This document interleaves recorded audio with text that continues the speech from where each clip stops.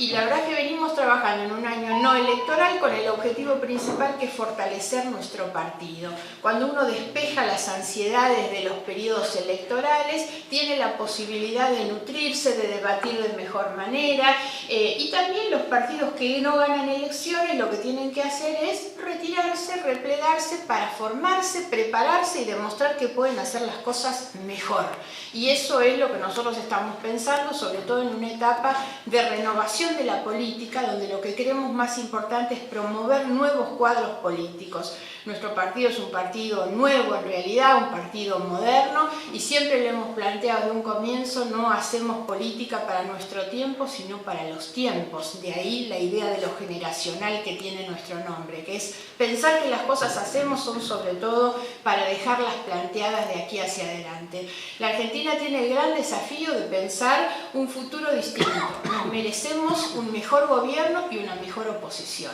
Y ahí es el lugar donde nosotros estamos parados. Ese es el lugar que la sociedad nos delegó, que es hacer de este sistema político, para que funcione mejor, una oposición que, demostrando que es mejor, pueda estar por detrás del gobierno, exigiéndole al gobierno también mejorar. La capacitación para nosotros es uno de los elementos centrales, y eso es lo que nosotros venimos intentando con nuestros jóvenes, y es lo que vamos a hacer también hoy aquí en Saavedra, donde está reunida además nuestra dirigencia y nuestra militancia que va a ir llegando de los pueblos de la sexta sección electoral. Así que ese es un poco el objetivo y el sentido que le damos a esta reunión. Margarita, ¿qué pasó con Massa? Con Massa nosotros tenemos un diálogo permanente, y la verdad es que aún con el diario del lunes y el mal resultado electoral, nosotros no nos arrepentimos de lo que hicimos. Al contrario, siempre nos pareció, y cada vez es más vigente, la necesidad de construir una fuerza política que salga de la polarización extrema, que es negocio para los que la expresan, pero es muy malo para la Argentina. Esta idea de que hay un gobierno que tiene como oposición a la señora de Kirchner no es bueno para la Argentina, porque la señora de Kirchner, el cristinismo, digamos, apuesta al fracaso del gobierno. Por eso hablaba antes que nuestro rol es construir una oposición seria, razonable, que apoya las cosas que están bien y confronta fuertemente con las que están mal. Eso es lo que nosotros hicimos con Massa, fue construir un espacio que se expresara de esa manera. Lo que nosotros intentamos fue crear un espacio, y lo habíamos demostrado en el Congreso. El primer año de gobierno de Macri, sobre todo, aún pagando los costos que significó para nosotros digo tanto Massa como el Frente Progresista que nosotros teníamos como bloque, apoyamos muchas de las leyes del primer año, de Macri en la Nación y de Vidal en la provincia, porque nos pareció que ese era un acto de responsabilidad política. La salida de los holdout, por ejemplo, ni bien asumió Macri en ese mes de febrero, era una salida que la Argentina necesitaba tener, y contribuimos a brindarle a ellos las herramientas. Hoy nosotros tenemos una posición crítica porque creemos que ellos desperdiciaron esa ayuda y esa situación. Y seguimos pensando que hay que construir una oposición y una alternativa que reemplace al kirchnerismo, porque no es bueno. La señora Kirchner, lo dijimos más de una vez, no tiene ni la voluntad que hay que tener para hacer una buena oposición, porque ella apuesta al fracaso, ni la autoridad para hacerlo, porque la verdad es que lo que no debemos correr es el riesgo de volver atrás. Y el gobierno se equivocó fogoneando a la señora de Kirchner como oposición, porque para ellos eso era un buen negocio electoral. Se equivocaron porque hoy la tienen a ella ahí sentada como jefa de una oposición. Entonces creo que hay que hacer que hay que seguir haciendo intentos, pese a lo que fue el mal resultado electoral. Hay que seguir intentando desplazar a los que creen que la política es un instrumento para hacer negocios, y eso fue el kirchnerismo. ¿Cómo interpreta como líder del GEN esta reunión del peronismo no-K? Y siendo parte de un frente con Massa que está reuniéndose allí. A nosotros no nos parece mal, en realidad lo que Massa expresa es algo más que un peronismo no-K. Ellos pertenecen a ese espacio, un espacio al que nosotros no pertenecemos. Yo siempre hago la aclaración, nosotros no hemos sido ni seremos peronistas, venimos de otra raíz y tenemos otra identidad. Pero también creo que la alternativa, pensando al futuro de la Argentina, se construye pudiendo juntar parte de nuestras historias. El peronismo como el radicalismo son parte de la historia argentina, de la historia y de la cultura política de la Argentina. Entonces no está mal que eso vaya ocurriendo, sobre todo porque ellos tienen este objetivo que es desplazar al kirchnerismo también. Y para nosotros eso es válido desde su identidad. Creo que lo que hace falta es construir una alternativa mucho más amplia. A mí me parece que ya no sirve intentar recrear un bipartidismo. Creo que hay que trabajar en frentes que sean mucho más previsibles y confiables desde las ideas que expresan. Y en ese sentido, ¿con qué fuerzas políticas abre el diálogo usted de cara al 2019, en busca de un frente? Nosotros tenemos un diálogo abierto y muy amplio, primero que nada porque somos dialoguistas, nunca hemos negado el diálogo ni siquiera con el gobierno, y por eso dije también, cuando hubo que colaborar lo hicimos. Pero de hecho nosotros tenemos, digamos, un marco de vínculos naturales. El socialismo ha sido históricamente para nosotros un socio natural, y de hecho todos saben que nosotros nos venimos reuniendo con el gobernador de Santa Fe, nos hemos reunido con Ricardo Alfonsín, porque hay un sector del radicalismo sobre todo que está manifestando algunas diferencias con el proyecto que sostiene el gobierno de Macri. Nos reunimos con Lustó y también nos seguimos reuniendo con Massa. Para nosotros eso es un espacio siempre con las consignas que planteamos nosotros. Argentina necesita, frente a un gobierno de centro-derecha, necesita una expresión política de la centro-izquierda. Pero más que todo eso, la Argentina necesita recuperar una alternativa ética para la Argentina, y nosotros vamos a estar anotados en ese lugar. ¿No se corre el riesgo, si el norte es desplazar al kirchnerismo, de generar algún frente que sea visto por la sociedad como oportunista también? Decir, bueno, nos juntamos todos para que la oposición no la focalice Cristina Kirchner. Sí. ¿Se estaría corriendo un riesgo de la misma manera? A ver, primera cuestión, intentemos no poner el carro adelante del caballo, en el sentido de que nosotros no estamos hoy pretendiendo conformar un frente electoral. De las conversaciones que nosotros hemos tenido, en ningún momento hablamos de conformar un frente para las elecciones. Por ahora lo único que hemos hecho es acercarnos, conversar, contarnos en qué cosas estamos, discutir sobre de qué manera vemos la Argentina. No estamos armando un frente electoral. Y lo otro es que lo que nosotros ofrecemos, porque tampoco la idea es armar una cosa anti-K, lo que nosotros estamos ofreciendo es una alternativa distinta frente a un gobierno nacional, porque lo que nosotros creemos es que hoy el gobierno, y ahí es donde nosotros marcamos nuestras diferencias, que tienen que ver fundamentalmente con lo económico, con lo social, con la institucionalidad o la transparencia en la gestión. Ahí van nuestras diferencias con el gobierno nacional. Y lo hacemos más en una discusión de ideas que no en un frente anti. No nos interesa la idea del frente anti, digamos. Usted impulsó fuertemente muchas denuncias contra lo que fue el gobierno anterior, hubo muchas detenciones de la justicia, ahora estamos viendo un proceso en contrario, ¿no? Estamos viendo una ola de liberaciones. ¿Qué lectura hace? Nosotros tenemos un problema grave y estructural en nuestro sistema institucional, que es la baja confiabilidad que tiene la justicia, sinceramente. Y a mí me preocupa que el gobierno, cuando intenta buscar acuerdos y acercamientos, no habla de estos temas institucionales. El gobierno convoca a empresarios y a gremialistas a discutir paritarias, salarios y precios, y no se discuten cuestiones centrales. Yo creo que la Argentina necesita dos grandes pactos, dos grandes acuerdos, que son la educación y la justicia, Pero hay que hacerlo con los propios actores. No hay pacto, acuerdo del gobierno con jueces afuera ni con maestros afuera.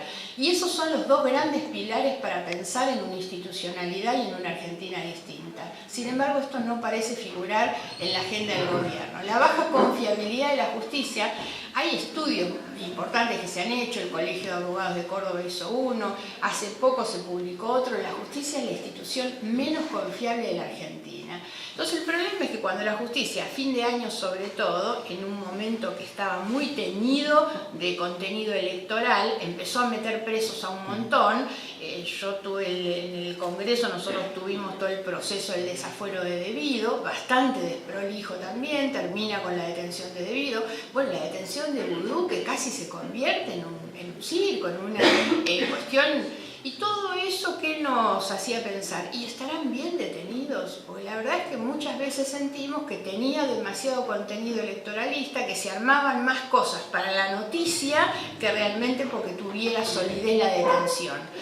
y dudábamos de lo que estaba ocurriendo, si las detenciones estaban bien hechas. Cuando empiezan las liberaciones, ¿qué pasa? Y dudamos si los están liberando bien o no. Eso vuelve a hablar de la baja confiabilidad que tiene la justicia. Entonces lo que necesitamos restañar es eso, es tener la tranquilidad que lo que los jueces están diciendo, uno dice, bueno, la verdad es que uno puede confiar en lo que la justicia está planteando. Hoy eso no es así, porque además uno ve la parcialidad, de qué manera muchos los jueces se van acomodando. Igual una aclaración que siempre me parece que es necesario hacer, es que hay que tratar, cuando evaluamos la situación de la justicia, de no caer en la generalización. La generalización no es buena, ni en la política, ni en la justicia, ni en el periodismo. No son todos buenos o todos malos. Dentro de la justicia hay gente que hace un buen trabajo, serio, honesto, y adentro de la justicia están los Freiler también, que cobraban para resolver y que fue funcional al proyecto político del gobierno anterior. Entonces hay que ser cuidadosos, porque hay algunos jueces y fiscales que están haciendo muy bien las cosas, pero creo que es necesario reconstruir. También hay reformas institucionales que hacer, porque lo cierto es que, y lo estamos viendo con el proceso de Brasil, por ejemplo, en Brasil con una doble instancia de condena, termina un expresidente preso, más allá del juicio de valor que nosotros tengamos sobre cómo se ha dado ese procedimiento. En la Argentina tenemos a Carlos Menem con montones de condenas de hace un montón de tiempo y sigue gozando de la impunidad que le da el Senado, de la que ahora goza también Cristina Fernández. En el caso de los funcionarios públicos investigados por delitos de corrupción, nuestro Código Procesal tiene que ser reformado para que no tengan tanta cantidad de recursos para presentar. Un recurso, una doble instancia, y con eso se termina. El que es funcionario público tiene que saber que va a estar sometido a un proceso que lo diferencia del resto, porque el que decide ser funcionario público, así como tenemos lo que se llama la inversión de la carga de la prueba, que es que el funcionario enriquecido debe él probar que no es ilícito su enriquecimiento, de la misma manera no puede tener tanta cantidad de recursos. Y estas son reformas que hay que impulsar, pero que lamentablemente también este gobierno, que prometió muchas cosas, lleva más de 2 años, y estas reformas que son importantes para demostrar que efectivamente se quiere investigar la corrupción, no se ha hecho nada. Dijeron en el inicio que se iba a hablar de la cuestión económica. Una de las cuestiones económicas más complejas que tenemos aquí, además de la cuestión climática del agro, es el tema de las tarifas. Los estudios que se han hecho desde aquí, en el interior pagamos muchísimo, hasta 3 veces más la tarifa de lo que se está pagando en Capital y Gran Buenos Aires. O sea, en Capital y Gran Buenos Aires subió mucho la tarifa, así todo, está muy atrasada con respecto a lo que pagamos nosotros, y aquí se está generando un problema muy serio. En las casas, en las pymes, en las pequeñas industrias, ha subido muchísimo. Y no se ha logrado, desde la política, desde las instituciones, que se revea esta situación. Parece que no se ha tomado cuenta de que emparejando la suba tarifaria aquí la situación es mucho más crítica que en las grandes ciudades. Sí. Nosotros tenemos justamente previsto para hoy, calculo que en el horario del mediodía, va a venir Omar Duclos, exintendente de Azul y exdiputado nacional, que hoy es miembro por la oposición en el organismo de control de la electricidad, y justamente lo que vamos a trabajar un poco con él hoy es el problema de las tarifas y de las tarifas en el interior de la provincia. Nosotros también facilitamos para quienes quieran hacerlo una demanda modelo justamente de un amparo para frenar los aumentos de las tarifas. Ya lo hicimos cuando hace 2 años hubo la primera suba muy grande, y ahora también la estamos haciendo en algunos lugares porque solo nos queda el recurso judicial. Antes lo habían aumentado sí en las audiencias públicas, habrán cumplido con el proceso de las audiencias, entonces solo queda una etapa judicial. Realmente nosotros creemos que afecta seriamente en estos lugares, y son las cosas que el gobierno no está viendo. Hoy el problema de las tarifas es crucial, sobre todo para una pyme que tiene que dar trabajo a otros, además de los consumos domiciliarios. Nosotros tenemos y hemos elaborado varias propuestas en este sentido. Una que era muy sencilla discusión en el Congreso, era eliminar el IVA del aumento de las tarifas, porque eso servía un poquito para compensar el aumento si yo le saco el impuesto. Sobre todo pensando es que ese es un impuesto que no va a parar ni a ninguna de las tareas de producción y de distribución, sino que va al Estado directamente. Entonces el Estado también tiene que hacer un esfuerzo para que de esa manera se pueda compensar el aumento, al menos en los que son consumos domiciliarios de determinados niveles, pymes, que en realidad es todo lo que como condiciones tienen en el interior, en realidad, a diferencia de lo que es la Ciudad de Buenos Aires. Margarita, ¿cuál es su mensaje para el ciudadano de a pie que escucha por allí que el crecimiento es invisible, que dejé de comer salmón y ahora como mortadela, y que dicen que hay crecimiento de fuentes genuinas de trabajo, y por ejemplo yo soy Coronel Suárez y tenemos 1.500 personas en la calle fruto de la apertura de las importaciones, y ahora le decimos que hay que ir, la única instancia para frenar las tarifas es la justicia, pero ve que es lerda. ¿Qué se le dice? ¿Aguantar solamente? Agrego más, digamos, porque no son solamente eso. Yo a veces siento un poco la vergüenza ajena, lo siento como ciudadana, a veces que es como que nos tomaran el pelo en realidad, porque lo que agrego a todas esas cosas que usted estaba diciendo es un ministro que nos dice voy a traer la plata de afuera cuando pueda confiar en la Argentina. Y la verdad llevan más de 2 años gobernando, ganaron 2 elecciones y resulta que el ministro de Energía, nada menos, que es el que después nos cuenta que tenemos que soportar el aumento de las tarifas, él lo tiene con su plata afuera. El ministro de Economía y Hacienda, el de Economía y el de Hacienda, tienen no solamente su plata afuera, dicen que no confían en la Argentina, sino que son los ministros encargados de convencer a los inversores que vengan a la Argentina. Aquí hay 2 problemas que nosotros los hemos planteado durante todo el año pasado. No se puede apostar solamente a la inversión. ¿Es buena la inversión? Sí, nosotros también queremos que las inversiones vengan, pero la inversión, o digamos, la política orientada a la inversión tiene que estar acompañada de una política orientada al consumo. Eso mejora la calidad de vida de las clases medias, pero además dinamiza la economía, porque cuando yo le doy más plata al trabajador, al jubilado, esos no se la llevan afuera, esos no la ponen abajo del colchón, esos salen y la gastan. Siempre digo, el abuelito que tiene un peso más en el bolsillo sale y compra el juguete o la golosina para los chicos. Y todo eso dinamiza una economía que necesita estar basada sobre todo en el consumo de las clases medias, ¿no? Y el otro tema de la inversión es que uno no puede pretender que vengan otros a invertir de afuera o de acá si no invierten los propios que tienen su capital en las offshore, en los paraísos fiscales. Con otra aclaración, y hace unos días lo dijeron y surgió creo que en el debate del Congreso, no es un delito, no, claro que no es un delito, pero sinceramente el que lleva la plata afuera todos sabemos, mínimamente es para evadir o para esconder la plata. Entonces, esas son las grandes contradicciones de un gobierno, en el que después el presidente se para frente a los empresarios y les dice inviertan, y se enoja cuando los empresarios no invierten, ¿no? A esto agreguemos la situación de los empresarios PYME, que son el gran sostén del empleo en la Argentina. Entonces, a mí no me gusta el mensaje ese contradictorio porque demuestra una doble moral del gobierno. El que tiene ese doble discurso es una doble moral. Ahora, tampoco me gusta decir bánquensela, esperemos, resignemos. No, hay que pelearla. Yo creo que hay que pelearla y que la gente tiene que ser consciente de todas estas cuestiones y que tiene que ir pensando cómo premiar y castigar, cómo reclamar y cómo hacerlo.